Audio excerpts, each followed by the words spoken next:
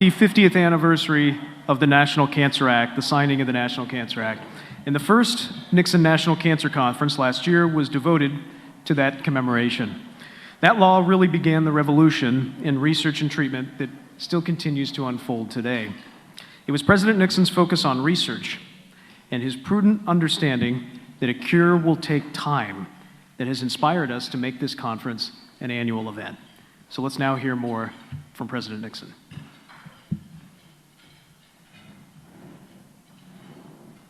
When President Nixon signed the National Cancer Act of 1971, he launched a new era in the annals of cancer treatment and research.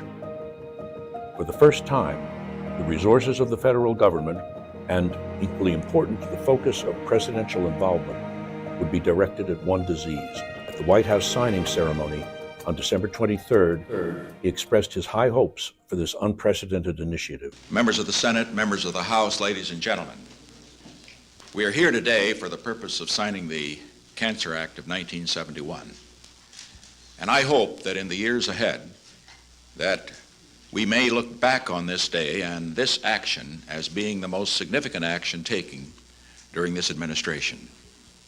It could be, because when we consider what cancer does each year in the United States, we find that more people each year die of cancer in the United States than all the Americans who lost their lives in World War II. This shows us what is at stake. It tells us why I sent a message to the Congress, the first of this year, which provided for a national commitment for the conquest of cancer, to attempt to find a cure. While his hopes were high, his expectations were realistic. We would not want to raise false hopes by simply the signing of an act. But we can say this, that for those who have cancer and who are looking for success in this field, they at least can have the assurance that everything that can be done by government, everything that can be done by voluntary agencies in this great, powerful, rich country now will be done. And that will give some hope, and we hope those hopes will not be disappointed. The work and advocacy of philanthropist Mary Lasker and the counsel of his friend Elmer Bobst had played pivotal roles in the president's personal interest in this legislation. During the Nixon administration, both houses of Congress were controlled by the Democratic Party, and passage of the National Cancer Act was a case study in bipartisanship. This is an indication of the priorities. You know, the Congress had a very long session and finally got adjourned. We all appreciated that fact, incidentally. But once they adjourned, they did too. But once they adjourned and they were to go home and go on their vacations, to have this many members of the House and Senate who are members of the committee back here shows how deeply they feel. And I think that for that reason, we'd like to record this for a picture. So go ahead. We don't have to tell House and Senate members how to get in the picture.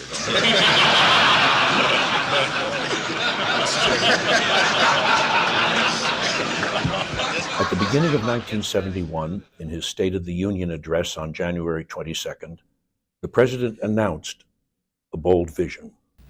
I will also ask for an appropriation of an extra $100 million to launch an intensive campaign to find a cure for cancer, and I will ask later for whatever additional funds can effectively be used. The time has come in America when the same kind of concentrated effort that split the atom and took man to the moon should be turned toward conquering this dread disease. Legislation followed, and in May, he gave an update and stressed his personal involvement. You will recall that in the State of the Union message, I announced a program of $100 million to find a cure for cancer. In order to implement the program, the Secretary of HEW sent to the Congress today legislation that will set up a program, the Cancer Cure Program, in the National Institute of Health. This, however, will differ from other programs in a very important respect. This program I have asked be the one program within the National Institute of Health and within the whole health establishment of the United States that is independently budgeted and that is directly responsible to the President of the United States. I have assumed this responsibility, have asked this responsibility because of a very deep personal concern about this problem, as many millions of American families have concern about the problem, and also because I believe that direct presidential interest and presidential guidance may hasten the day that we will find a cure for cancer.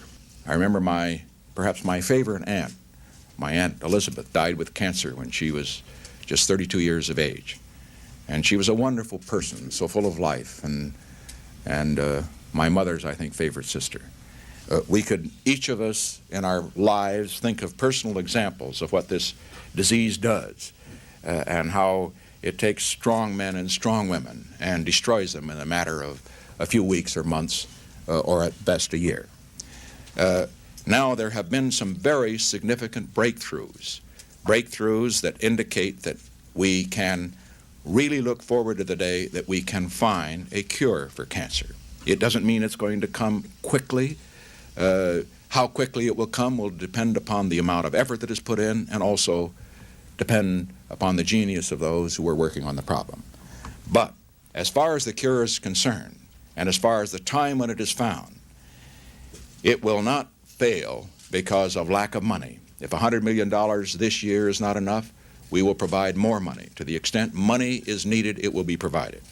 It will not fail for lack of organization. The organization that is being set up will call upon all of the resources of the National Institute of Health, and of course you cannot separate any one disease out without having the various experts in the other fields being able to make a contribution. And finally, it will not suffer for a lack of organization being directed and having special presidential interest. Each year, the President requested additional funds for cancer research. In 1972, $400 million. In 1973, $500 million. And in 1974, his last year in the White House, he requested an additional $600 million. During the Nixon administration, more than $1.5 billion went to cancer research and treatment. In November 2021, the American Medical Association's journal Oncology reported that mortality rates for all cancers combined had dropped by 27% since 1971 and by 32% since 1991, when mortality rates were highest. In a 1985 interview, the former president responded to a question from Barbara Walters. How would you like to be remembered? I suppose everyone would like to be remembered particularly for his major achievements. Most people would point, for example, to the opening to China, which changed the world. But as I look back during the White House years, I think, for example, of an initiative which many people have forgotten, the Cancer Initiative. You remember we started that in 1971, and it was brought home to me just a couple of days ago. My brother, Don, has cancer. It's a very serious case. He's now taking radiation and chemotherapy. 10 years ago, his doctor told him he would be dead. So that initiative may have helped prolong his life and the life of other cancer patients. What I'm suggesting here is that we all think of, well, he went to China. He ended the war in Vietnam. He opened relations with the Soviet Union through détente. But in my view, if the Cancer Initiative, which we began, could save lives, that'd be worth all the rest put together.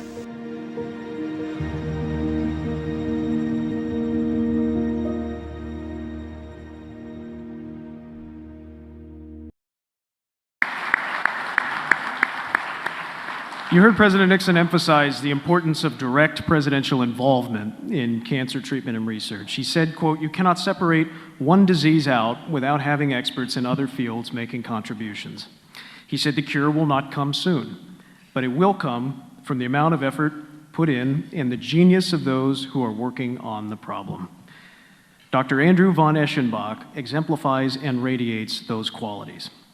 We met Dr. von Eschenbach last year for the inaugural conference on the 50th anniversary of the signing of the National Cancer Act. And through a series of pandemic-induced Zoom calls, The first call, I have to say, was very daunting, to be on camera with the former director of the National Cancer Institute and commissioner of the FDA, and he's coming to us from his office at MD Anderson, and we were immediately impressed with his enthusiasm, his sense of humor, and his wisdom, and he became a leader and a mentor and a friend.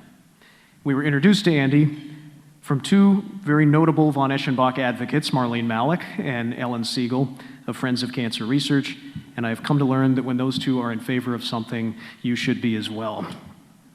So it's my pleasure this evening to invite Andy and Marlene to come up to the stage for a special announcement.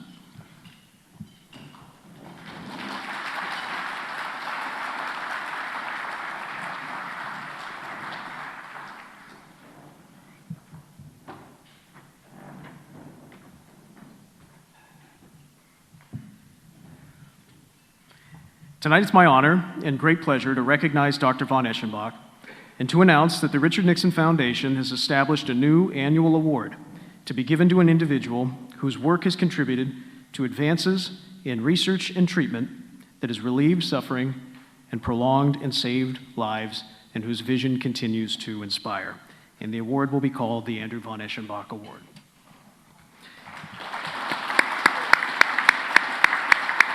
So Andy, tonight, let us pay tribute to you with this special gift. This is an American flag that was flown over President Nixon's birthplace, just steps from here, and we look forward with great pleasure to selecting with you, in consultation with you and Marlene, the award's first recipient next year. So let me give this to you.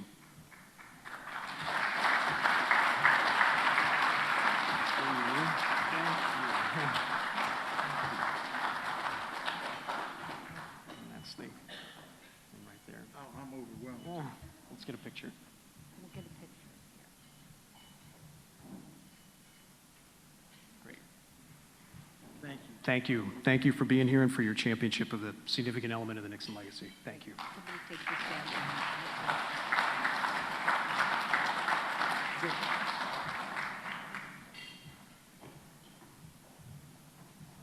Ladies and gentlemen, the Nixon National Cancer Conference's presenting sponsor tonight is City of Hope, Orange County, which of course just opened its Lennar Foundation Cancer Center a few months ago in July. The physician-in-chief and senior vice president is Dr. Edward S. Kim, who also serves as vice physician-in-chief and professor at City of Hope National Medical Center. Dr. Kim is a leading expert in molecular prognostication, which advances cancer detection and personalized therapies for lung, head, and neck cancer, and he has been recognized by our friends at Friends of Cancer Research as one of the top cancer leaders in the nation. Dr. Kim is now bringing his knowledge and his research and his experience to Orange County, and would you please welcome him this evening.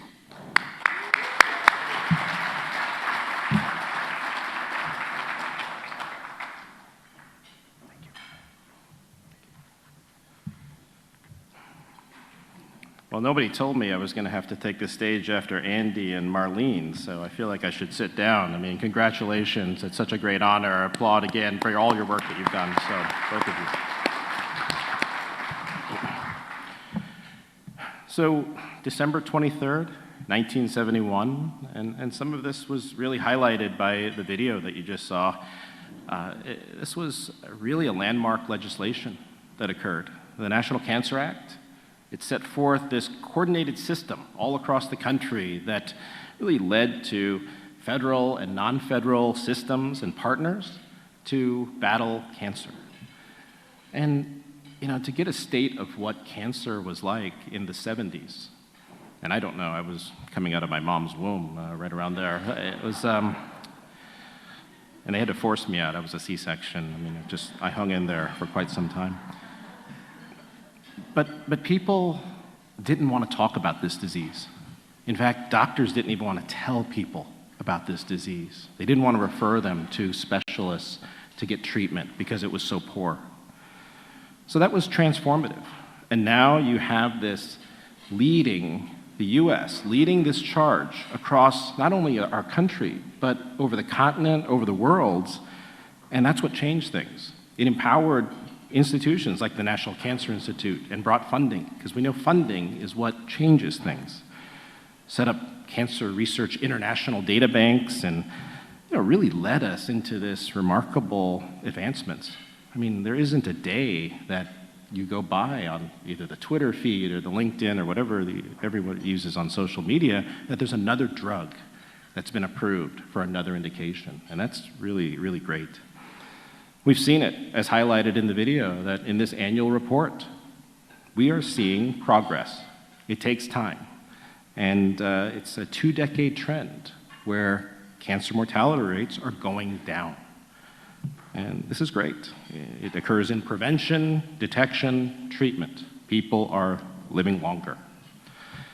Now, what was kind of cool was in 1970, when President Nixon was getting all this advice from advisors to Congress, one of the things they talked about was the long-term, the mid-term, and the short-term future of how the treatment was. Unfortunately, oncologists were placed more in the short term.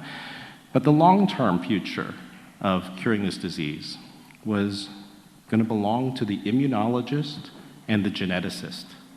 Now, how prescient was that back in the 1970s, that that's what the advice was? So in 71, it's ironic, the same year that this legislation was signed, there was a drug called tamoxifen that was first reported. This was a drug that was, I think, is a very symbolic drug because it was first being developed as an oral contraceptive. I think I can say that. That's okay, right? I mean, it's approved language. I'm old school. We just don't say those kind of things. But then it was approved for metastatic cancer, for patients who were battling advanced cancer. So it went from an oral contraceptive to a drug that was helping people who had incurable breast cancer, and then came back around to be a preventive drug for people who have high risk. So it went the full gamut. It wasn't even in cancer, went to advanced cancer, and now is a preventative. And that was because of the breast cancer prevention trial that was reported in 1998. Huge success led to an era of how we use these oral therapies that can be cytotoxics and kill cancers to try and prevent them. One of the things that we kind of asterisk is that even though that trial, as pivotal as it was, it didn't really enroll minority populations. Only 3% of the women in that study were of a minority, and 1.7% were Black. So we still had a lot of work to do back then, and we're learning those lessons now as we go forward. Now, cancer research, as is talked about, has done a lot of other things. It's sped the development of new treatments in new areas, including COVID-19. We have vaccines now that have allowed us to have events like this and to see each other in person, and that's really great. But all of these successes, we need to really credit the minds of people who are in the audience tonight and who are listening in. You all represent academic centers from across the country, communities who care about this, and the best and the brightest of the 21st century, you're here. You're collaborating, you're partnering. You want to understand this disease that we've been battling for the last 50 years. And there's no doubt if we had those same scientists who were in there, in the room with Congress, they would be astounded at what we've accomplished because of their push, their desire. Now, just a little personally, I always remember my mentors as I go through. Won Ki Hong, Derek Ragavan, Mike Caligiuri. These are people who have moved fields of chemoprevention, equity and inclusion, and immunobiology. Tonight, we're excited. You're going to hear a panel tonight, and these are some of the greats. Mauro Ferrari is here, Bob Gatenby, and Patrick Soon-Shiong. And he's working on something very interesting, we'll call it a triangle offense, going back to the Chicago Bulls days, of macrophages, natural killer cells, and memory T cells. And that he's got some very impressive outcomes. So along with all this amazing brain power, I have to really give credit to our conference organizers. You remind us that we're not here to show you PowerPoint slides and dazzle you with new data and such. Our focus is on the people, and that's our patients. They're the ones who have to benefit from all of this. So as much as we have the research that fascinates us and stirs our scientific curiosity, we recognize the true focus really must lie with the people who support. And I applaud all of you who are advocates, who are policymakers. You are difference makers. The Marlene Malicks with Friends of Cancer Research, our leaders who are represented here from our hospitals and our neighbors and our partners here. We all are in this together. We are all doing this together. You are all pioneers in this fight. So this is something, my colleagues at City of Hope, that we instill in one another.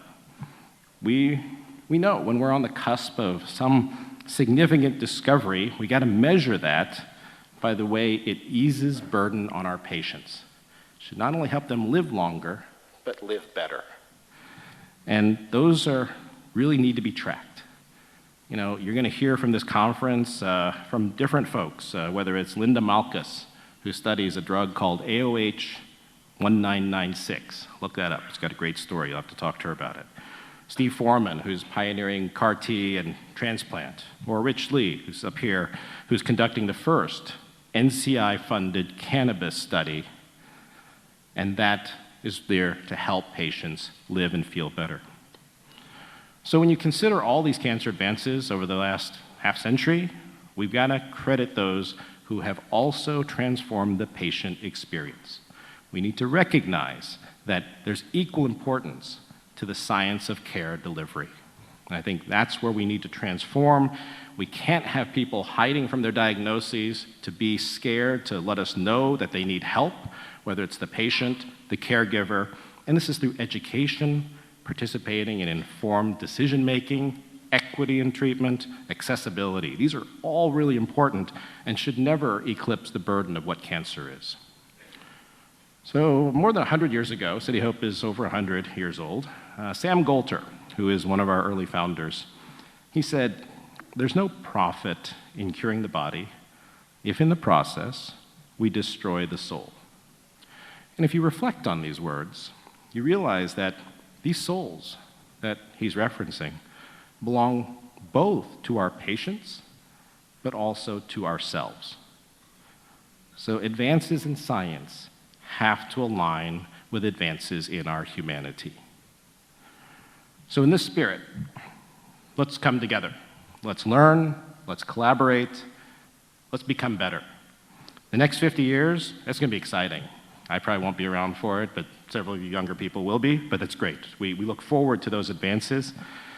And we all want to fight. I want to challenge us all to fight for the cure. You'll hear that word a lot. And cure means a lot of things to different people. To me, cure stands for, can you reimagine everything? Okay? Can you think about how we think the immune system works, how we prevent cancer, utilization of naturopathic medicines, access and inclusion for our real-world diverse communities. Think outside the box, go against our tendencies, open our minds to new ideas and approaches. Doing this, we're going to continue to be the source of hope, especially for those who we serve today and for generations to come. Thank you very much. Let's have a great conference.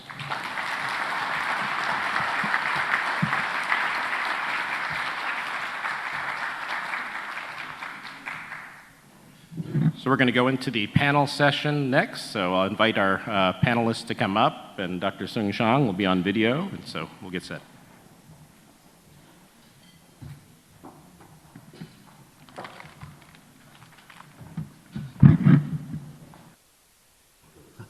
Great talk.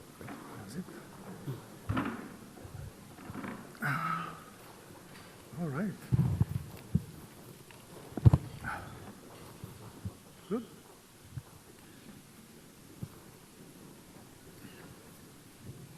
All right, Patrick, do we have you on? Can you hear us? Sorry I'm not there, but I'm excited and privileged to be part of this honored panel here. Thank you so much. It's kind of an unusual topic. I think school maybe, talking about math, physics, science, but that is really important to what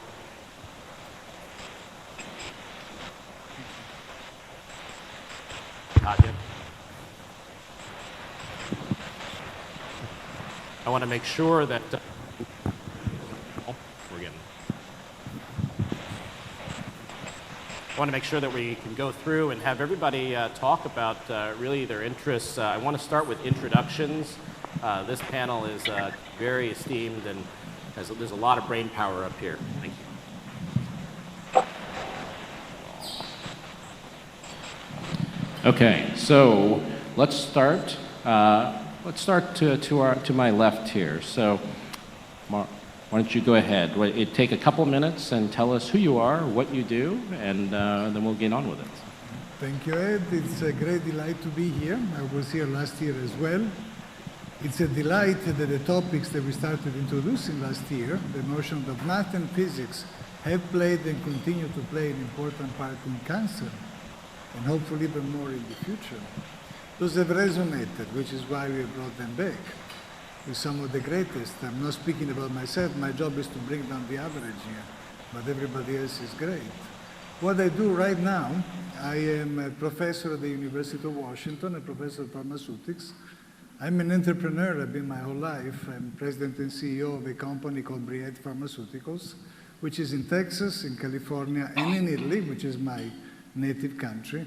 In the past, for about 10 years, I was president and CEO in Houston of the Methodist Research Institute. For about 7 years, I was executive vice president of the hospital system as well.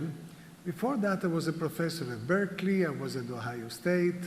Was at MD Anderson, where I had the privilege of meeting Ed Kim. I had the great privilege of serving as an advisor to Andy von Eschenbach and to Ann Barker that you will meet later in the conference. So I've been blessed with the opportunities of being in great places surrounded by absolutely world-class world changers and to bring the tools that help bring the tools that math and physics can provide for all phases of the fight against cancer, diagnostics, prevention, therapy, quality of life. And I hope that this panel will help illustrate that, and given the great stature of my colleagues, I'm trusted it will. So thank you very much, Ed. Great, thank you, Mauro. Bob? Thank you. Thank you for inviting me. I had a physics background in college before going to medical school and doing training. And after training, we began working at the Fox News Cancer Center. And whenever you work with cancer patients, you really want to try to make a difference. And so I really started to try to learn more and more about cancer.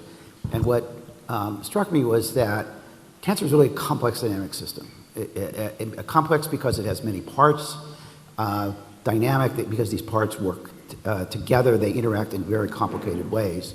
The most well-known complex dynamic system is the weather. And how do we predict the weather? Well, we use data, we use first principles, the Navier-Stokes equations, and we use computer simulations. And now, this is not new to physicists. Physicists have used theoreticians and experimentalists working together to understand these systems for 4 centuries, but it was different in biology. And so at that time, I really sort of went back and tried to learn the biology, relearn the mathematics, and to bring those mathematics to cancer.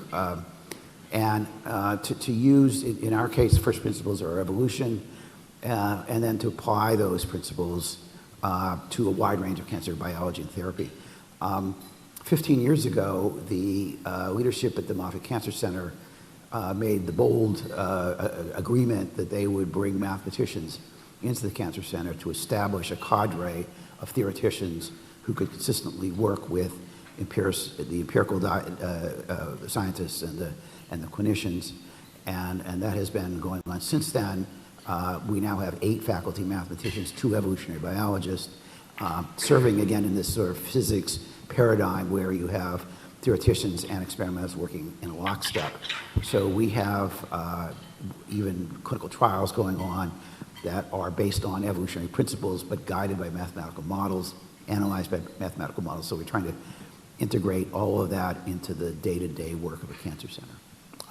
And I'll talk a little bit more about that later. Yeah, thanks, Bob. And Patrick, online. Well, first of all, again, thank you for having me. By way of background, I was a surgeon at UCLA, doing pancreas transplants, and at the same time working under Don Morton, working on pancreatic cancer. So in that sort of environment in which, in my pancreas transplant world patients, I was trying to tamp down the immune system so the organ doesn't get rejected. And in my pancreatic cancer moments, I was trying to activate the immune system so that we could kill the cancer. So that drove a lot of my work as a scientist at UCLA. Mauro was involved then when President Clinton launched the nanotechnology program, and I was the recipient of that at UCLA. We ran the Nanotechnology Institute for 10 years. And part of that was to bring on the Large Hadron Collider National Lambda Rail in order to bring supercomputing together. So I ran the National Lambda Rail and then became a NASA scientist. So that's a sort of strange background, because as part of my NASA scientist role, I was part of the space shuttle. And that's where the idea came that we would actually feed the tumor rather than starve the tumor. So you heard about this whole statement that the long game for cancer is actually going to be identified or broken through from the code by cross-disciplines of immunologists, mathematicians, complex dynamic analyses. So I've spent the last 20 or 30 years trying to understand the immune system. And our first molecule was Abraxane, in which we created a protein nanoparticle to get into the tumor, and it got approved for pancreatic cancer, lung cancer, and breast cancer. And that started my journey where, for the last 10 years, I needed to understand how to break the code of our immune system and activate the human body rather than destroy the immune system, and not only treat late-stage metastatic disease to get to complete remission, but also actually to begin soon with the National Cancer Institute, the first preventive cancer trial in the nation for Lynch syndrome, as well as cancer prevention for patients with human papillomavirus. So I look forward to having this discussion about where we are. From a current position, I'm now chairman of Immunity Bio, which is a publicly traded company in which we're pursuing this goal of activating your immune system and changing the paradigm of how we treat cancer patients. Great, thank you, Patrick. And so what I wanted each of our panelists to share is maybe about 10 minutes just to talk about some of their thoughts, their ideas. It's a very eclectic panel. It's a very forward-thinking panel. So, Bob, I'm going to have you start, actually, if that's okay, to describe what the work you've done, the work you see moving forward, and then we'll go through with each of the others. I'm guessing that many people in this room do not look back on their mathematics and physics educational experiences fondly. So we won't talk about that. I'm just going to maybe tell a few stories. One story is about Benjamin Franklin, a great patriot, great politician, but also a great scientist. In 1774, he was living in Philadelphia, wanted to see a lunar eclipse. But a nor'easter occurred. If you've lived in Philadelphia, you know that a nor'easter is an often destructive storm where the winds come out of the northeast. Now, Franklin believed, like all scientists of his day, that the wind carried the storm. The wind carried the storm. And so he assumed that his brother in Boston would not have been able to see the eclipse, and was shocked to learn a few days later that the storm arrived in Boston after the eclipse was over. What Franklin realized he was doing was applying linear thinking to a nonlinear complex dynamic system. Linear system is, if you have x, you get 2y, 2x gives you 4y, 3x gives you 6y. A nonlinear system, x might give you 2y, but 2x might give you minus 5y, 3x might give you 12y. It doesn't have that linearity.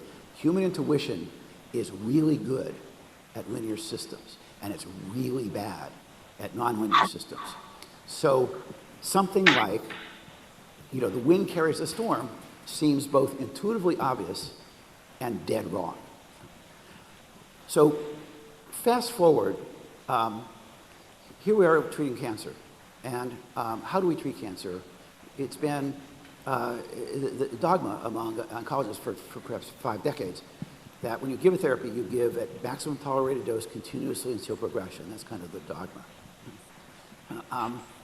I would argue that this is linear thinking applied to a nonlinear system.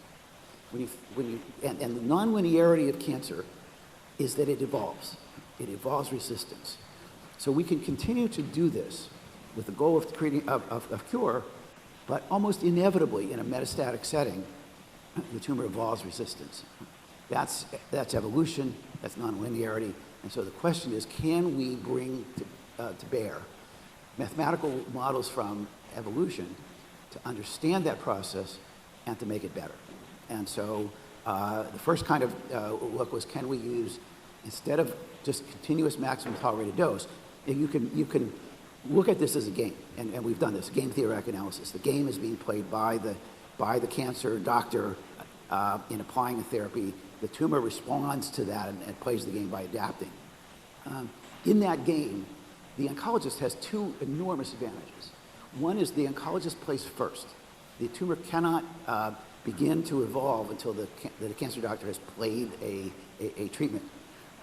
That's called a Stackelberg game, and it's the equivalent of playing white pieces in chess. You always begin first. The second thing is the oncologist is sentient, can play dynamically, can understand the future, can anticipate responses. Cancers, like all evolving systems, can only adapt to current conditions. They can never anticipate the future. So how do we treat cancer? Well, the oncologist gives the same therapy over and over and over. The cancer does not have to play anything different. So the oncologist is being very static while the tumor is slowly evolving resistance and growing and expanding. The oncologist does not change therapy until the tumor grows, until it's expanded. The leadership of the game is ceded to the cancer. The oncologist is following the cancer, not leading. And so our goal is to try to get ahead of that, to have the cancer doctors play dynamically using the rules of evolution.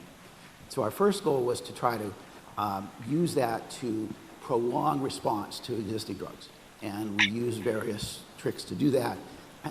We have a number of clinical trials. The initial clinical trials have been really quite successful. We are able to greatly expand the time to progression, greatly expand the overall survival while reducing the amount of drug being received.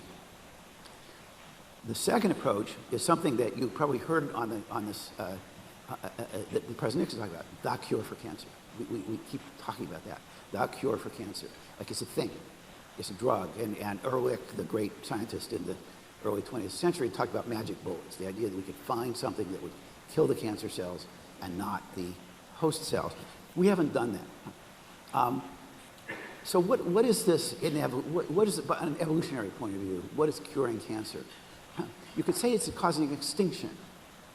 And whenever we think about extinction, we always go to the dinosaurs. I mean, the popular imagination always goes to the dinosaurs.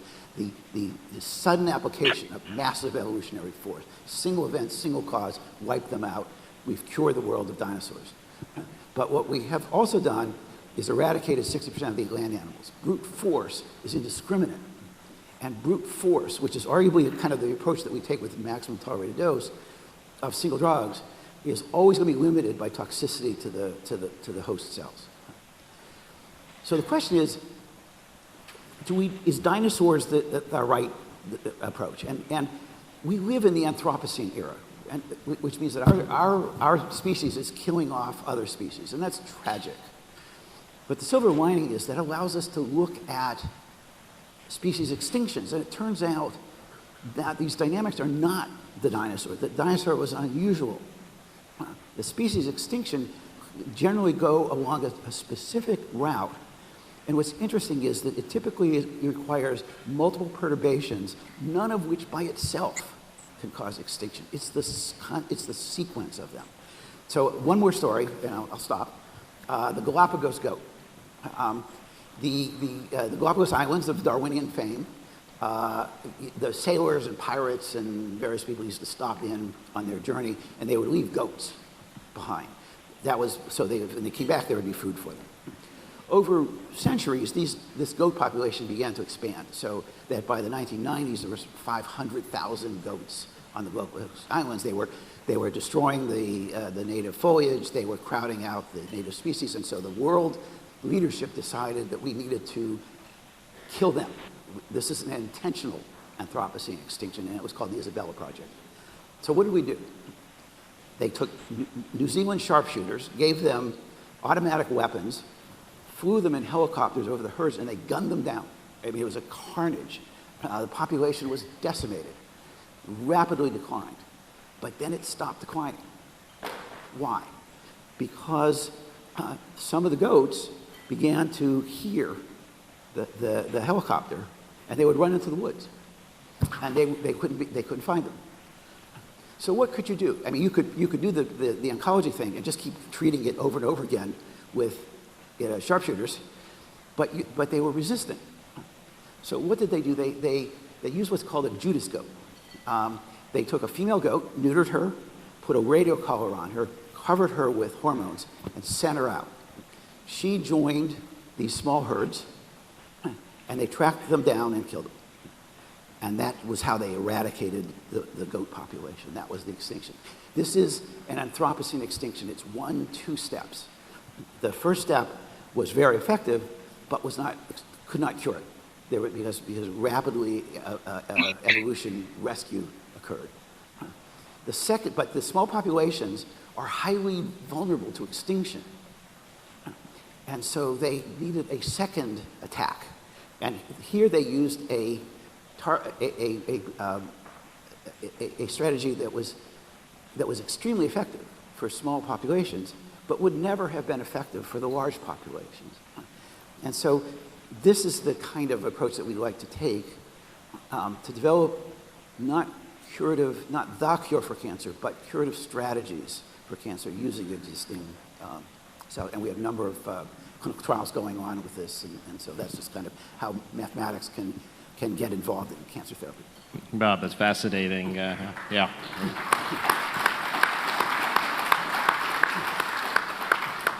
I know most of you thought he was going to continue with X's and Y's and equations, and we led to mass extinction and goats. So, that's fascinating. I love the analogy, and there's so many parallels to how we are treating cancer with cytotoxic chemotherapies, that sort of mass level sort of sniping to now being smart and how to think about that.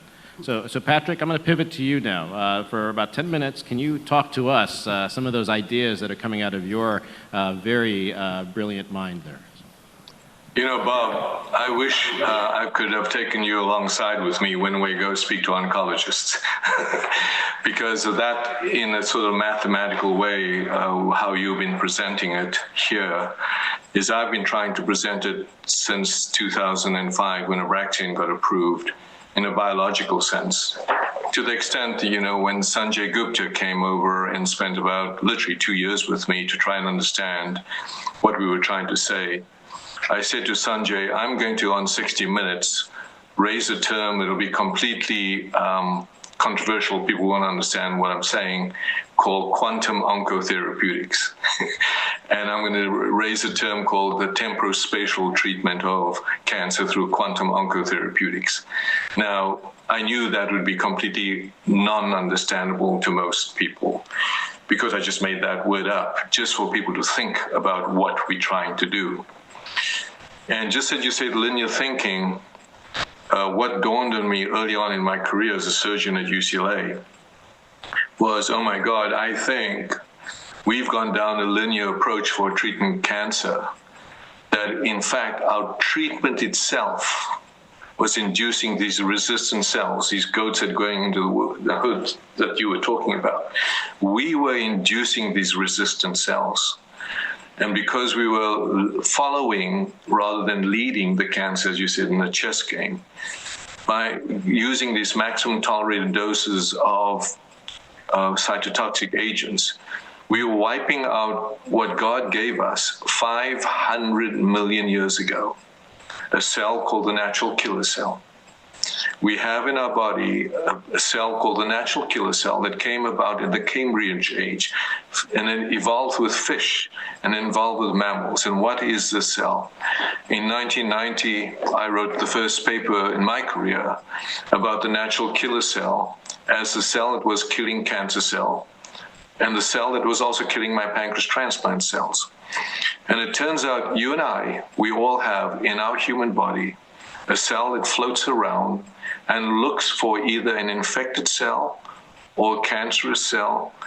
And as you are sitting here today, all of you are creating stem cells. If you weren't creating stem cells, you would not have a heart by the age of 12. So your cells need to regenerate, and your genomic mathematical errors would induce an erroneous cell by virtue of the number of cells. And the only way to protect your body and recognizing that cell was this natural killer cell. So the natural killer cell evolved first through evolution and then was followed by the T cell. Soon the natural killer cell and T cell began to talk to each other, and we generated memory T cells. Thus evolved the concept that we could create a vaccine. Imagine the time that if you could activate your natural killer cells.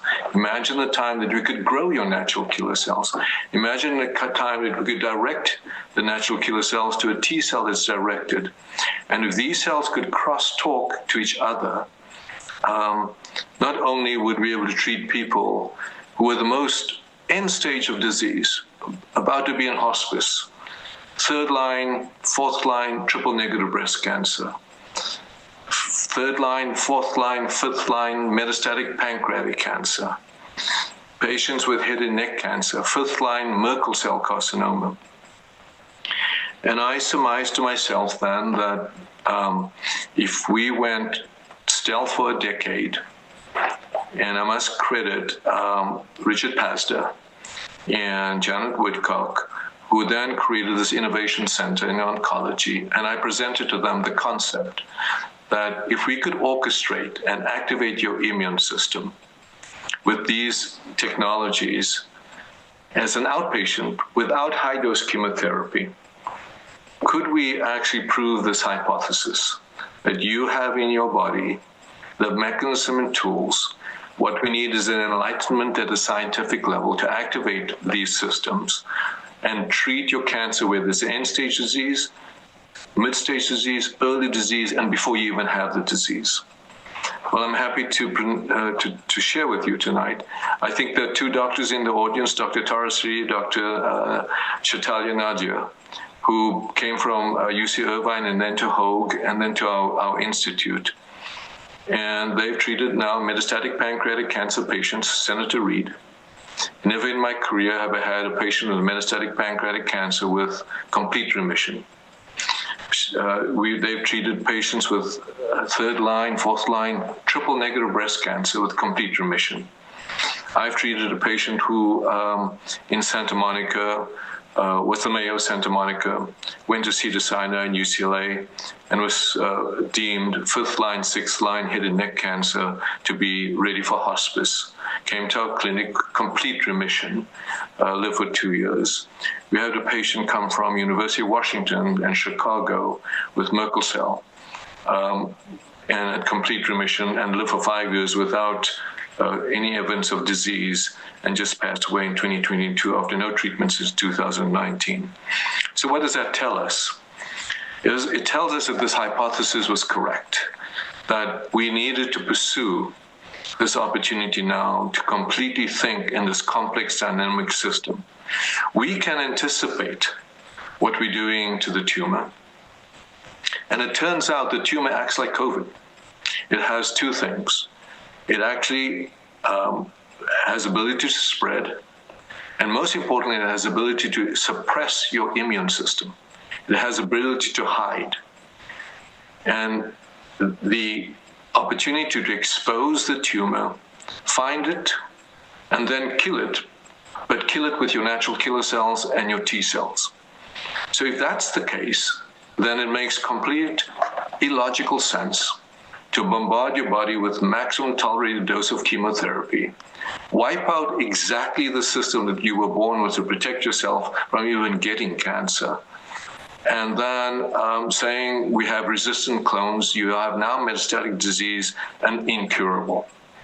I think sadly we've gone down this path, and I'm excited to say we've now shown first in bladder cancer with patients who failed BCG, We now have a 70% complete remission rate with a close to 3-year duration of complete remission and a 90% avoidance of cystectomy. And we're moving down pancreatic cancer, glioblastoma, head and neck. And then finally, I will close by saying I'm really excited that the National Cancer Institute has now chosen our technologies to now launch the first cancer vaccine trial in patients with Lynch syndrome. Lynch syndrome affects 1 in 300 Americans. It has the chance, unfortunately, of 80% increase in colon cancer, uterine cancer, and other cancers because of a genetic deficiency. We will also soon launch the first cancer vaccine prevention in patients with human papillomavirus, which is an oncogenic virus, generates head and neck cancer and other cancers. So I think, finally, prescient as President Nixon was saying, that the long game is the integration of immunology. So with the crossover of immunology and oncology and mathematics and first principles and understanding that the science of chaos, actually. So when I took on the Large Hadron Collider, when the search was for God's particle, I surmised that cancer is that, the collision of multiple protein-protein interactions. And if we can actually outsmart that, understand that, and outchess it, and predict where the cancer is going, predict what our treatment is actually doing to the patient, we have a chance of winning. And I feel very excited that we are on that precipice. And Ed, I think this will be in your lifetime, not after your lifetime, that we'll be able to get there. Really great, outstanding work.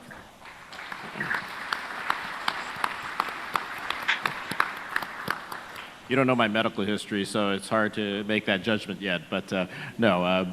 So finally, Mauro, a lot of interesting ideas, a lot of interesting thoughts. Let's hear yours. All right.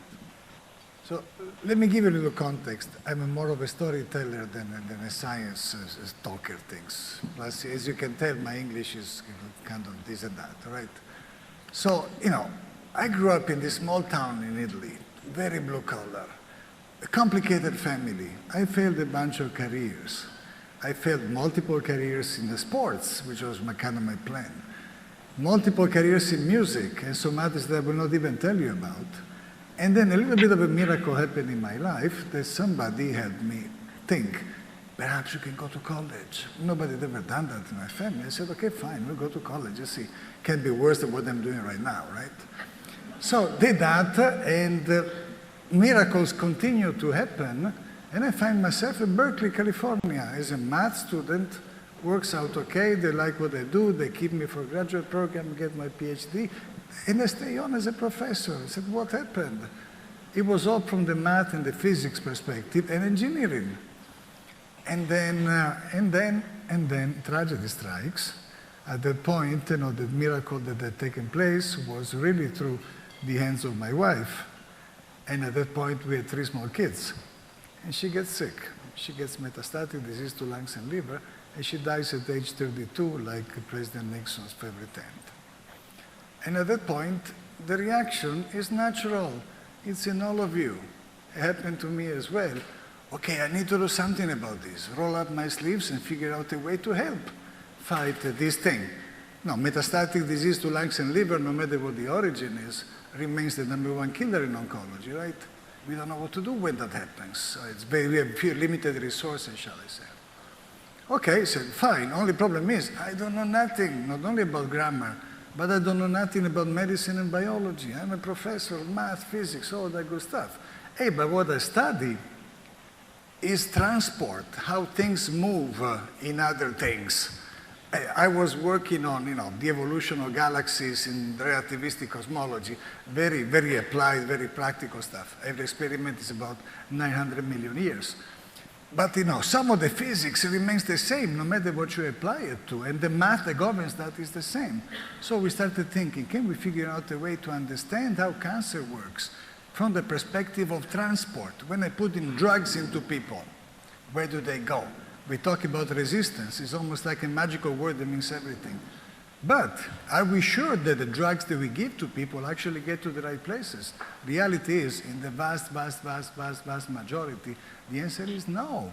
0.01% of the drug we inject ends up in a cancer, no matter what the drug is.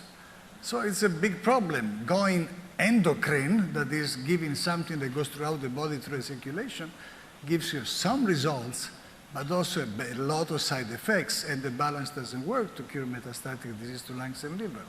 So we kept on working with math, we kept on working with the technology counterpart of that, and I just wrote a book where the key chapter of that is entitled My 30 Years of Failures Fighting Metastatic Cancer to Lungs and Liver. When I wrote it was last year, so it was 29, but you see how the math works, right? Next year, I don't want to write another chapter. So what we did, first of all, there is another miracle that I need to tell you. You learn along the way, right? So I remarried, and next thing you know, I get another set of twin girls. So what did we learn? That God's got a great sense of humor in his infinite wisdom. I say, sure, there's got to be a signal there, a message of some type. So we keep on going. Every step of the way, everything we tried did not work, as you know, continues to be incurable, right? That whole family of diseases. Nothing worked.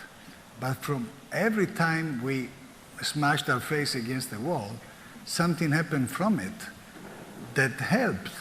Not necessarily us, other people pick up the pieces and figure out ways to actually make progress happen against other forms of cancer and other diseases.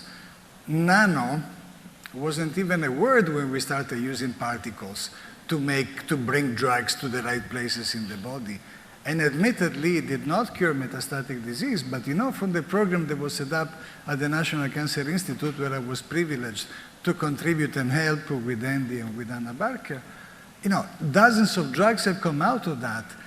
Something else that has happened recently, anybody got vaccinated with Pfizer or Moderna, whether you like it or not, there's nanoparticles in there, right? So you never know how science works. The key is just don't stop. Keep on going, keep on going, keep on going. Play as a team with everybody else. Don't be afraid to fail. Don't be afraid of trying something new and different and scary. I'm about to do that in a moment, but that will come later. And where are we with that fight right now? So we developed on the math side that this whole field has now become a field that is called transport oncophysics. The physics of transport of drugs and cells and metabolites and everything in cancer tissue. The physics, the principles remain the same. How do they play out phenomenologically in cancer makes a huge difference. And one of the things that comes out of that, if you do the math right, is that, again, the endocrine approach, put something in the body, hope it goes to the right places, doesn't really work. At least it doesn't for synthetic molecules. So the math tells us, hey, you got to switch to something else that nature knew already. And what's that? You do things at the micro scale, we call them cells. You do things at the nanoscale, like biological molecules, figure out a way to make them work together, and then you get a system that has got many, many, many more degrees of freedom and a greater hope, if you will, to fight those very forms of diseases against which right now we are powerless. So that's the math. The nano that we did and that we were talking about and that in a moment ago has given rise to a number of things that I call post-nano, if you will, not in the sense of post-mortem, in the sense of good things that happened after nano with the lessons that were learned.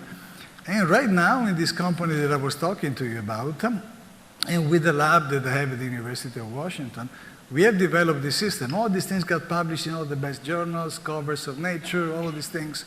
Great, but of course, until you bring it to patients, to me, is not something that gives me any satisfaction whatsoever. What we are here for is the patient. As exciting as the science is, God bless the science, but what we are here for, what we are here in this room for all together with the different tools that we bring to this fight, is all about the patients. And so I feel like a total, complete failure for 29 years, no matter what has happened with these fields that were started and these other things that people did. Fantastic, God bless them, I love them. We are hopefully starting our first clinical trial in March of 2023. It has taken 29 years now. We're in advanced stages of all the stuff you need to do before you bring a new drug to the clinic. All of this safety and the manufacturing and the animals, all what is known as the pre-IND work. Things are not only going great, things are actually we are discovering stuff that is changing the way I think we should be looking and some things that we consider as given, pharmacokinetics and pharmacodynamics, and certain measures of toxicity. If you do things right, the world really changes. So I am, of course, a perennial optimist. 29 years of failures were not enough to stop, to continue hoping, and we owe the hope to the people that we are here to serve. That's our great privilege. And so with that, physics on one side, math on the other side, synthetic particles and carriers as a way to bridge the gap. That is our philosophy, and I thank you very much for the opportunity to speak about this. Thank you, Mauro.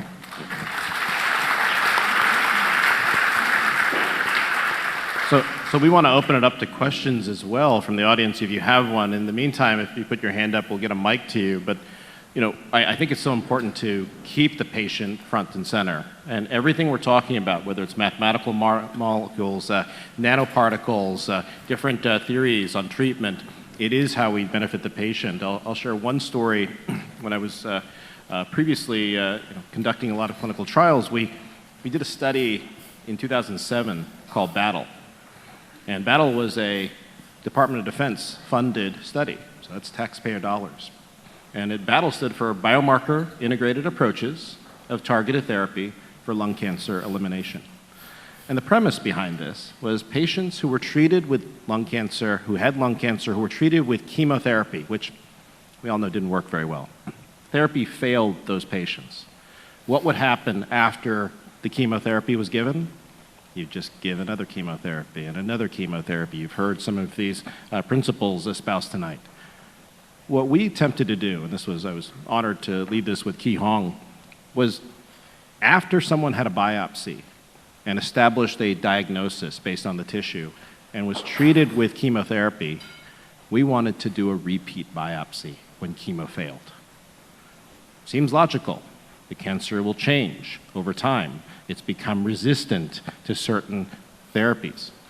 2007, we were told that it was unethical to repeat a biopsy in a person who already had a diagnosis. That's how we were thinking in 2007 still. So you can see how we have to continue to embrace, open our concepts up. Ask the patient, what do they think? They just got treated with chemotherapy. It stopped working. They see mortality in front of them. They want a biopsy. They want to figure out what markers exist in that cancer cell that are different than when they started, and then we want to try and use that information to find the right therapy. And that really, we were able to open that study despite those hurdles. We enrolled 254 patients in less than 3 years, and it really set the stage for doing sequential biopsies, both with tissue and with liquid now, to be able to monitor and see what changes in that tumor biology. So just these little things that are holding us back, we have to rethink this. And so it's of critical importance. So I want to ask each one of you, I don't see any questions out here, the one thing you would want this audience of diverse backgrounds, all very interested in this battle against cancer, what is one take-home message you want to give them? They go home and think about it, process it, as they go to the meeting tomorrow and they go on. What is that message? And I'm going to go reverse order here. So Patrick, I'm going to start with you. What is that message to these folks? Exactly what you just said, right? I think one of the fallacies is that the cancer is a sort of single clonal disease. It's a multi-clonal disease. So Gleevec, when it got invented, was the magic bullet. And wonderful as it was, I think it set the field down the wrong path, thinking that one mutation would allow then you to treat it. Because what happens is there's multiple mutations, and one even targeted therapy would evolve to resistant to the next one. So what I concluded is one can't really kill the cancer from the inside out, actually. You got to kill it from the outside in. You got to take a macro approach to kill it from the outside in. And the reason you can't kill it from the outside in is because it hides. It evades, meaning it moves away from the T cell receptors. It moves away from being exposing what it is perceived as an abnormal cell. Yet, once it moves away from a T cell receptor, and these checkpoints that everybody now follows, it actually opens itself to the natural killer cell. So the takeaway message is that if you can orchestrate in a temporal, logical way, your natural killer cell, your dendritic cell, your M1 macrophage, and drive to what we call a memory T cell and memory natural killer cell, and then suppress the suppressors. So you have a multitude chess game. You got to suppress the suppressors, activate the activators, and then induce memory. We will be able to, as an outpatient therapy, with a quality of life, drive at least initially high, long-term, durable, complete remissions. Then I think we get to the cure because we understand, therefore, the biology of this disease in this mathematical, complex, dynamic system, and then drive vaccines. Because we know, both in our preclinical work, that we can actually train your body to keep memory T cells and memory NK cells deep into your bone marrow and ready for if a resistant cell emerges. So the message I'd like to give is that we have in our human body God-given gifts that all we need to do is understand them and activate them in a biologically scientific way. And I think we're on that precipice right now, and that's what we're doing at Immunity Bio.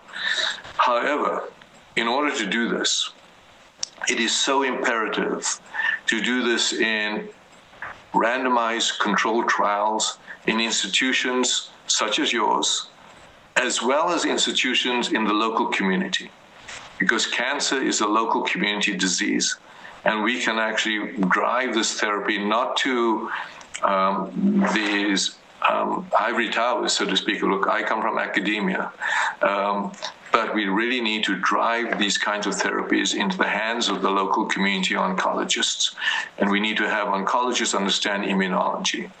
And I think we have that capacity today, and that's the message, is we can change the paradigm of cancer, and instead of hiding it, we can find it.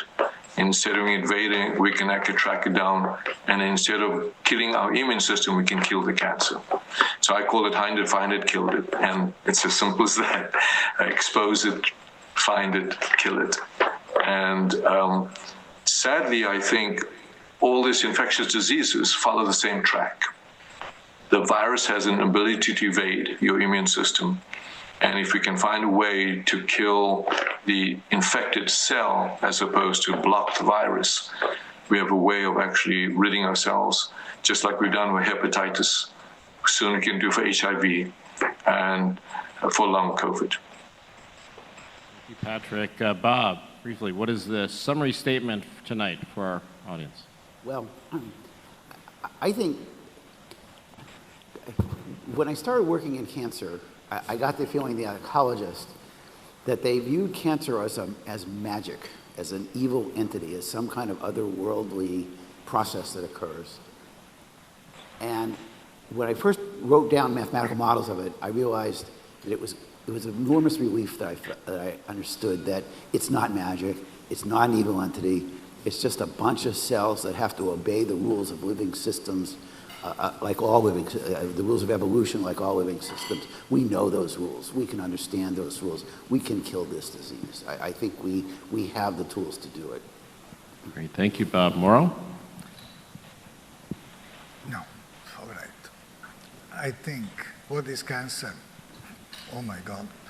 Cancer is a disease of mass transport dysregulation. It's a systemic disease of mass transport imbalance at multiple levels, from the organ to the various sub-tissues and compartments to the cell and under, dimensionally speaking. So it's a transport disease. It may be triggered locally, but it's a systemic disease. The cascade of, the genomic instability cascade that characterizes cancer is a response to the systemic nature of the disease. Is the body trying to fix things up because distribution of mass is not following what it is supposed to do in health. These transformations happen through, these imbalances happen through modifications of the traffic barriers that govern traffic inside of the body, what we call the biological barriers. And these are again at the cell level, like cell membrane, subcellular level, the various organelles inside of the transport mechanism of the cell, the tissue around at the organ level, the entire organismal level, is how biological barriers are modified in carcinogenesis that determines what goes where and how quickly and how much. So I think a strategy that may be of interest, that I'm hoping, that I've bet my whole life on, is that we can design therapeutic agents that are focused on this ever-varying portrait and profile of these biological barriers as they're modified in the body. If we need to do that, the model for doing that is what happens in the immune system with the interplay of micro-scale objects and nanoscale objects. And the only way to get the balance right is through math. I'm going to tell my son that tonight when he's studying. It's a nightmare, I tell you, it's a nightmare. So I will just say that it's so important to remember everything we've talked about tonight. The patient, that person, is our most precious resource. That's where we learn. And that each person has an individual aspect. And what type of cancer, what type of predisposition, what happens, each person is a unique individual. And we have to figure out, using these types of models, how we can best approach each individual person and tailor a therapy as well as a survivorship program, because we're going to cure everybody. And remember, CURE stands for, can you reimagine everything? And I think this panel gives you that type of tone tonight. So thank you all to our distinguished panelists. We really appreciate your expertise. Thank you all tonight. We'll go ahead and close the program. Thank you.